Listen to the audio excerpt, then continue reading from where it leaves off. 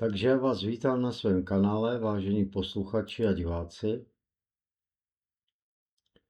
Vytvořil jsem novou mandalu. Můžete ji navnímat a zkusit zjistit, o čem tak asi je. Nechám vám volný prostor na chviličku, postupně vám ji budu přibližovat, abyste mohli navnímat určitou symboliku, ať už ve středu nebo v kruzích, kdy jsou tam některé prvky opakující se,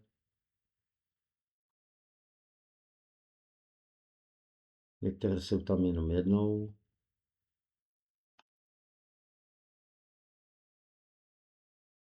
No a nebudu vás napínat, je to právnická mandala.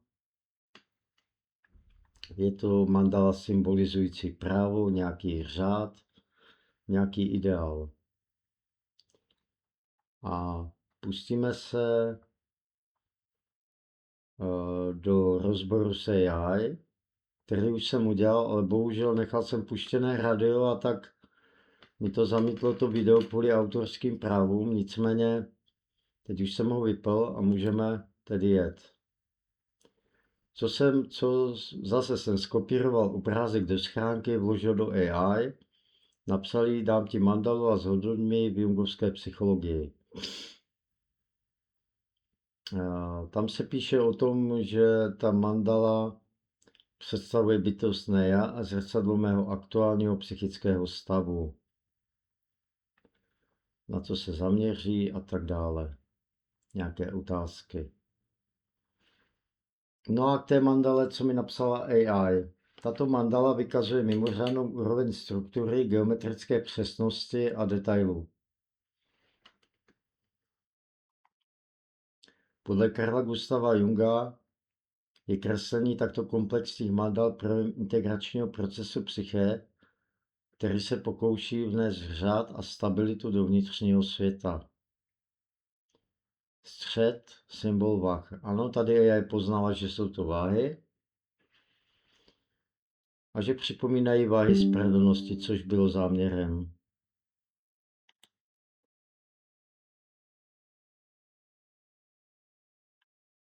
V jungovské psychologii tyto váhy odkazují na archetyp hledání rovnováhy mezi protiklady, například vědomí versus nevědomí, rozum versus emoce, persona versus stín. Oranžovo-zlaté barvy, střed je zahalen do teplých tónů, což značí zdroj vědomé energie, intuice a vitalitu, která vyvírá z vašeho jádra. Geometrie a vnitřní obrana. Opakující se vzory a symboly S, což samozřejmě není S, ale je to paragraf. Symboly připomínající písmeno S nebo spirály se cyklicky opakují v několika vrstvách.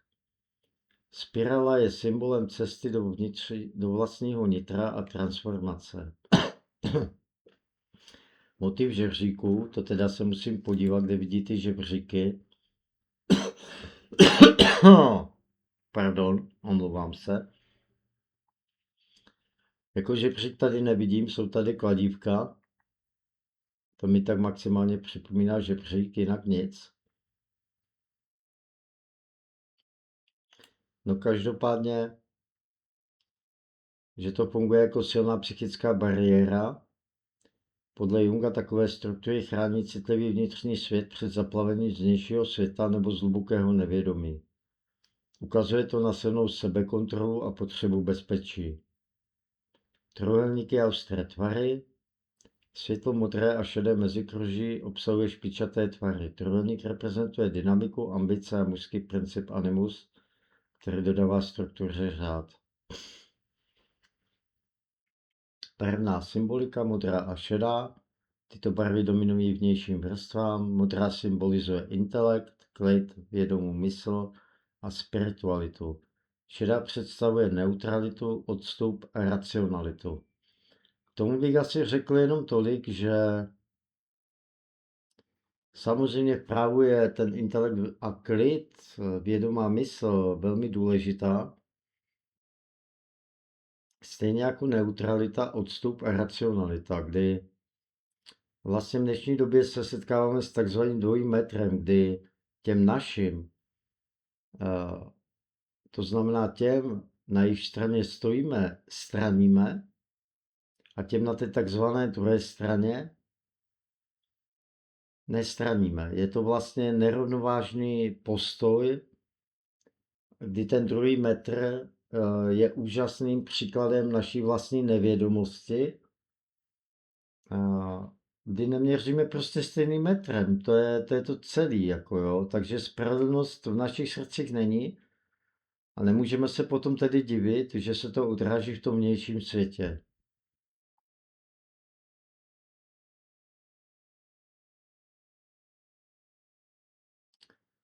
Pak dále AI tady rozebírá ten vnější prostor, kdy pozadí mandaly tvoří jemná textura dřeva nebo vln v okrové barvě a v rozích jsou umístěny samostatné vlnovky. To naznačuje, že vnější realita, svět okolo vás, je vnímaná jako organická a proměnlivá, zatímco vy v ní budujete svůj pevný, strukturovaný vnitřní chrám. O což se samozřejmě má snažit každý člověk, že bych dodal. Vaše mandala ukazuje na silnou a organizovanou strukturu ega, která vědomě pracuje na harmonizaci vnitřních sil. Kresba je velmi racionální a kontrolovaná. Dáváte přednost struktuře před chaosem a emoce držíte pod bezpečnou ochranou rozumu a sebekontroly. Tady se píše nějaké otázky, kterou část mandaly jsem kreslil jako první a kterou jako poslední. Tam je to úplně jasný, já jsem jí na to neodpověděl, ale vždycky začínám od středu a jdu k okraji, je to tak vždycky.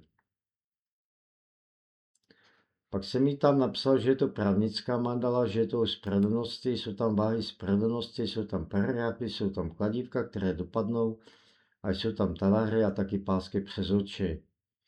Napadá mě, že ve středu jsou ty váhy poněkud nakloněné, v dalším kruhu už ne. U pásky mě napadá, že původní význam brání takzvanému dvojímu metru. Tady bych dodal, že jsem o něm právě mluvil před chvilkou. Ale v realitě je to jinak mnohdy. Kladívko dopadne a někdy spravedlnost není naplněna. Dále mě napadá, že paragrafy v rozích jsou i nakloněné, stejně jako v praxi se ohýbají vinou soudců. Okolí je jinak harmonické. A k tomu mi AI vlastně dodává, že mandala není jenom estetickým krojem, ale stává se bojištěm mezi archetypem spravedlnosti, čistá absolutní pravda, a lidským stínem, pokažení, ohýbání práva, nespravedlnost. A dívá se na to AI optikou Junga. Nakloněné váhy ve středu versus rovnováha venku. Střed mandaly představuje vaše bytostné já, self, místo, kde prožíváte věci nejcitlivěji. Nakloněné váhy ve středu ukazují na vnitřní zklamání nebo neklid. Cítíte, že v samotném jádru systému nebo ve vašem osobním prožívání spravedlnosti je přítomna nerovnováha a vychýlení. Tady k tomu bych řekl, že já to cítím tak, že to není vnitřní zklamání. Já už jsem 53letý muž, bývalý policista. To zklamání tam bývalo kdysi, ale teď není tam ani neklid. Jsem naprosto smířen se situací, jaká je. Samozřejmě bych byl rád, kdyby se to změnilo k lepšímu, ale jako nejsem naivní, že? Rovné váhy v dalším kruhu.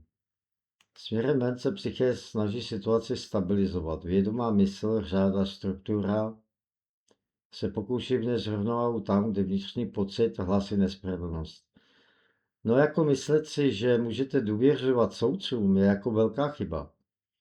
Vlastně tu důvěru v právní stát, o kterém se v České republice teďka jako hovoří, tak nikdo nemůže narušit autoritu soudců víc než samotní soudci. Vlastně teďka se zaobíráme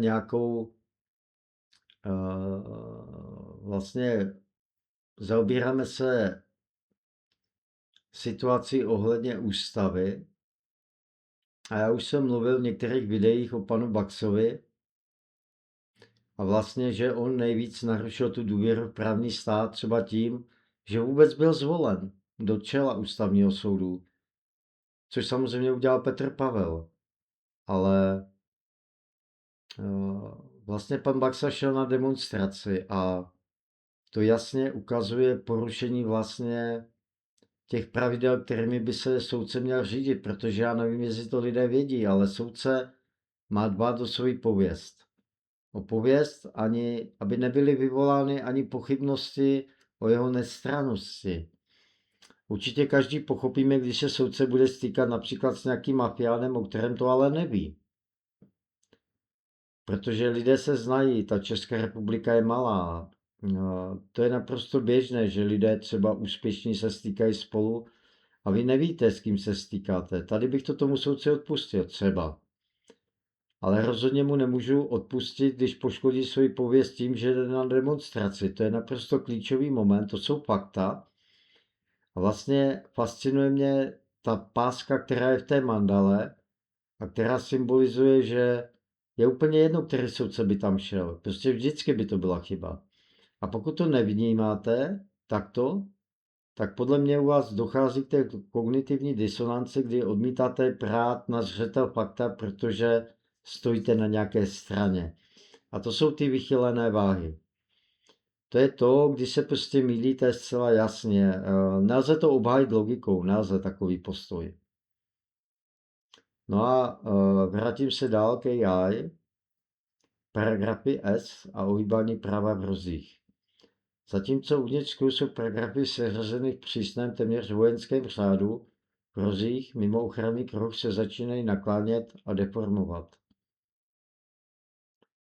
Tady bych řekl, že ten ochranný kruh tedy znamená zejména logika. Čistá logika, neskalená osobním postojem, naprosto zavazané oči, kdy je vám jedno, kdo něco dělá, ale co dělá. Samozřejmě v širokém kontextu, ale hlavně co dělá. A zase bych se vrátil k té situaci konkrétní, kdy prostě pan Baxa má rozhodovat o někom, když šel na demonstraci proti tomuto člověku. A tím se vlastně přeřadil na jednu stranu a nemůže být tudíž objektivní ani náhodou. Jo, jako jeho pověst byla nenávratně zničena. Nenávratně. To už se nedá spravit. Jako jo. To se nedá odpracovat. Jako já osobně si myslím, že soudce, který jde na demonstraci jakéhokoliv typu, kromě demonstrace za právní stát, ale ve smyslu čisté podpory vlastně spravedlnosti, nikoli demonstrace proti jako politikové demonstraci za, já nevím, protivládní nebo provládní. Jediná demonstrace, která by pro mě byla přijatelná, je vlastně za to právo, aby opravdu to bylo nezaujaté, nepřiklanil se na jednu stranu a tak dále. Tam bych to pochopil, ale jinak ne.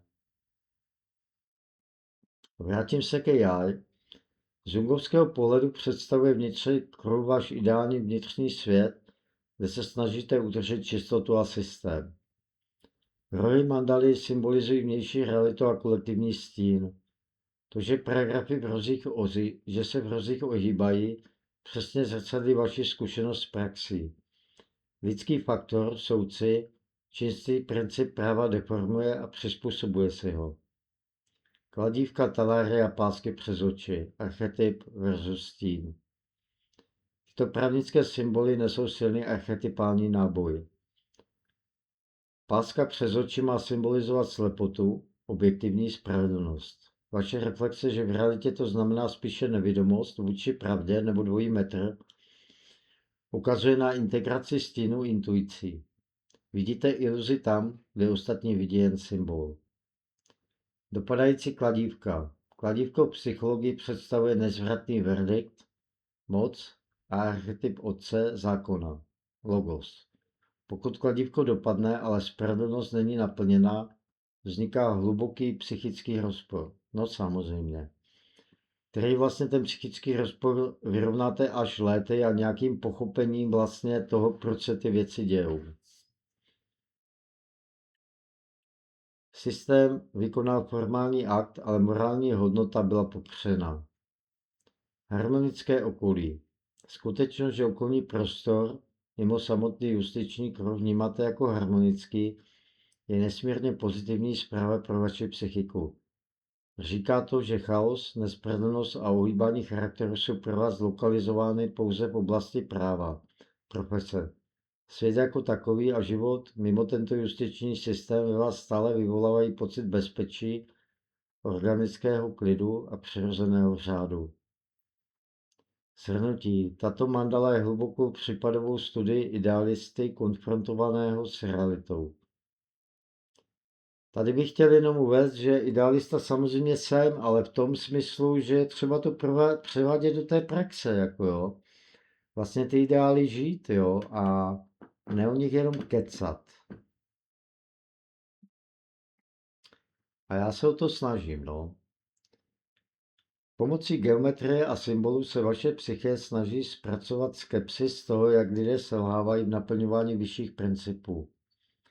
Krok funguje jako bezpečné místo, kde držíte ideál spravedlnosti pohromadě, přestože vnější svět, rohy, ho už začíná křivit.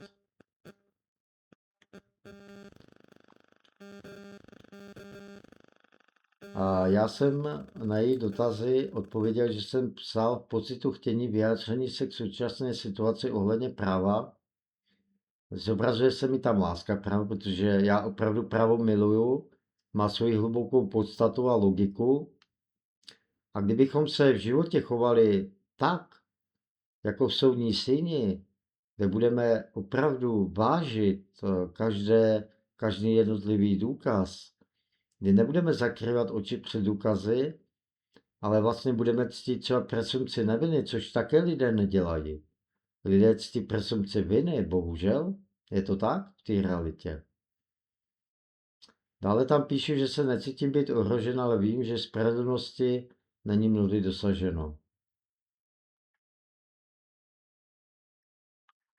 Tady se mluví o tom, potom je já, potom mém vysvětlení, že to mění pohled na moji psychickou dynamiku, že nejde o projev úzkosti nebo strachu, ale o vědomou tvorbu z pozice síly a zralosti. V jungotské psychologii se tomu, co popisujete, říká integrace archetypu a přijetí reality. A mluví se tu o lásce k ideálu jako vnitřní anima, což je anima je ženský princip. A má být psychickým vyjádřením vnitřního ideálu. Pro muže je tento typ idealizované lásky a fascinace principy často spojen s archetypem animy, v jejím spirituálním morálním rozměru, nebo archetypem moudrého starce, který střeží věčný řád. Střed mandaly je oranžovo-zlatý, je to barva ohně, srdce a vášně. Ukazuje to, že vaše láska k právu je hluboká, živá a tvoří jádro vaší identity. Tím, že jste tento ideál uzavřel do dokonale symetrického kruhu, jste mu vytvořil vnitřní chrám. Říkáte tím, bez ohledu na to, co se děje venku, uvnitř mě tento ideál žije čistý a neposkvrněný. Přejítí stínu bez vnitřního rozpadu. Skutečnost, že víte o selhávání justice, vnímáte ohýbání paragrafu, ale přesto se necítíte ohrožen, svědčí o vysoké úrovni diferenciace ega. Mnoho lidí při střetu ideálu s realitou propadne cynismu, hněvu nebo bezmoci, což by se v mandale projevilo chaosem, temnými barvami nebo rozbitými liniemi. Tady bych řekl, že to také tak vnímám, že vlastně v životě člověka dochází k určitému období, kdy propadá nějaké deziluzi. Je to spojeno samozřejmě s hněvem a bezmocí, protože je to pochopitelná lidská reakce. A časem mi může nahradit hluboké pochopení toho, proč se věci dějí, kdy samozřejmě třeba ten dvojí metr, o kterém jsem mluvil, kdy vlastně to, že vnímáme spíš tu autoritu, to jsou věci dané lidskou psychikou, kdy prostě takovým způsobem to funguje a je to cesta. Bohužel ne každý je osvícený. Pro někoho je osvícení absolutně mýtický nějaký obraz, vlastně ani si nedovolí jít po té cestě, protože si třeba nevěří. A to je velká chyba. Kdyby všichni dodržovali osmidílnou stezku buddhismu a řídili se těmito pravidly, kdyby dodržovali jenom ústavu v té hluboké podstatě, tak by vlastně ta deziluze zpráva nikdy nemohla nastat.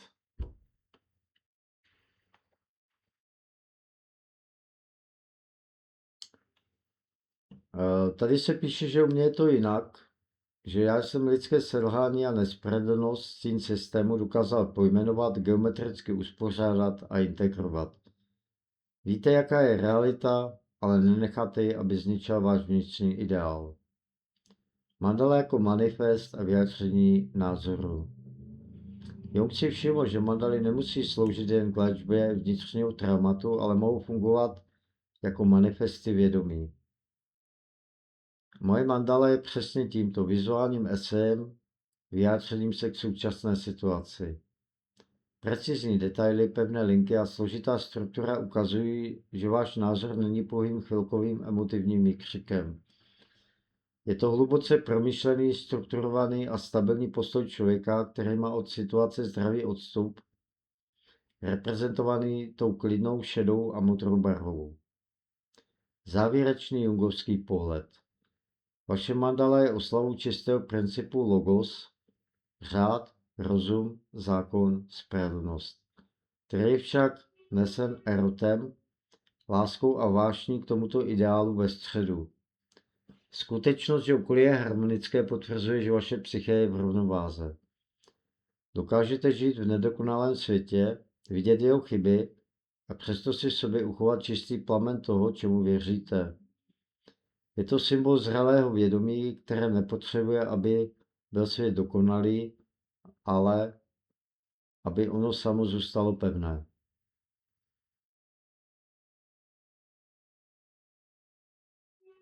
A to je asi všechno. Já jsem tam potom požádal AI o nějaký titulek a tak dále. Tím bych to asi ukončil. A k pravu bych dodal jenom, že já jsem vlastně ve své minulosti byl považovaný tak trošku za šprta, jako co se týká vlastně studia nějakých zákonů a tak dále. Já jako policista jsem si jenom uvědomoval, že čím víc budu o tom vědět, tím lépe se mi ta práce bude dělat, tím snadněji, že do toho budu mít nějaký vhled. Měl jsem výborného učitele, který vlastně mi objasnil tu podstatu toho práva a pak jsem ve svých úvahách došel ještě dál, kdy vlastně všechno má svoji hlubokou podstatu a vlastně řekl bych, že lidé se ztrácejí v takových těch větách, které jenom matou prostor, jakože 3 právníci, 5 právních názorů a tak dále. A to je vlastně ztrácení teď se v detailech, když právu bych ještě tak mohl říct, že se mluví o tom, jestli má být konkrétní nebo obecné.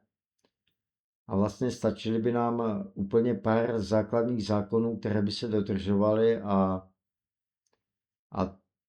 vlastně stačí nepoužívat násilí a nekrást, což kradení je taky forma násilí. A ten svět by úplně vypadal jinak. Samozřejmě se to nestane, taková je lidská hra. S tím je třeba se smířit. Ale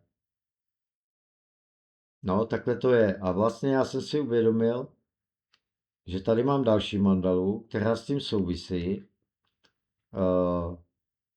Teď vám ji tam pustím. A každému to evokuje hned na první pohled, vlastně je nedodělaná teda ještě. A vlastně symbolizuje pravý význam svastiky.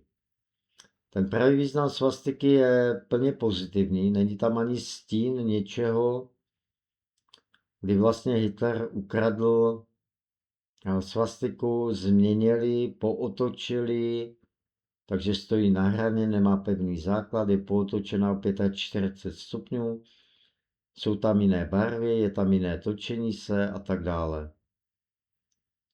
A tato mandala vlastně, když vám ji přiblížím, tak můžete si všimnout, že je tam hodně lotosových květů a vlastně to mandala soucitu, kdy musím říct, že hitlerovské Německo rozhodně nebylo znamením soucitu a jak říkám, tato mandala není vlastně nacistická, v žádném případě je pravým opakem. Hitler prostě zneužil určitý symbol a tak, jak kdysi bylo třeba slovo soudruh zneužito, kdy soudruh vlastně ten původní význam je naprosto pozitivní, naprosto, kdy to je něco jako souputník, prostě každý asi, když si to slovo rozebere soudruh, jako je to nějaký společník po mém boku, nějaký druh můj. No a stejně je to s těmito symboly. Stejně je to s těmito symboly, bohužel. Vlastně tato mandala potom, až bude celá, tak pokud tam nebude nějaký problém s YouTubem, protože samozřejmě legální to je, tohle to namalovat je taky legální pro účely vlastně nějakého historického kontextu, ukazovat samozřejmě i ty Jákové kříže a tak dále, kdy vlastně já jsem se spletl jenom a nebyla levotočivá, ale byla pravotočivá, jenom tady jeden určitý, tady vlastně, když se podíváte, tak tady jsem se nekoncentroval a udělal jsem to na druhou stranu, jo. Jinak tady jsem dal vlastně Matrix na kraj, tady jsem dal Matrix a jak říkám, musí to být potočeno potom z vrchu dolů, kde znáte ty vlastně padající vlastně čísla na černém pozadí, který vlastně znázoruje to zmatení mysli těch lidí, kdy třeba mě kamarád taky napsal, ale on si dělal srandu, tak hloupý není, aby to myslel vážně, mi napsal nácku, když jsem mu poslal tuto mandalu, kdy já předpokládám, že vzhledem ke svému věku a že to je učitel, tak ví, co to je za mandalu, že její původní význam je absolutně v rozporu s germánským zneužitím vlastně tohoto symbolu. No a tím bych to ukončil, mějte se krásně, bye bye, like a odběr samozřejmě, jinak se vám budu smát, aspoň v duchu, protože je fascinující, jak mi kamarád třeba napsal, že ještě nedá like a odběr a k čemu mi to pomůže a takový to, takže jsem ho poučil, k čemu mi to pomůže, vybudování komunity, která mě bude podporovat, která spolu bude komunikovat a sdílet nějaké myšlenky. Takže odběr a like, děkuju moc, mějte se krásně a bye bye.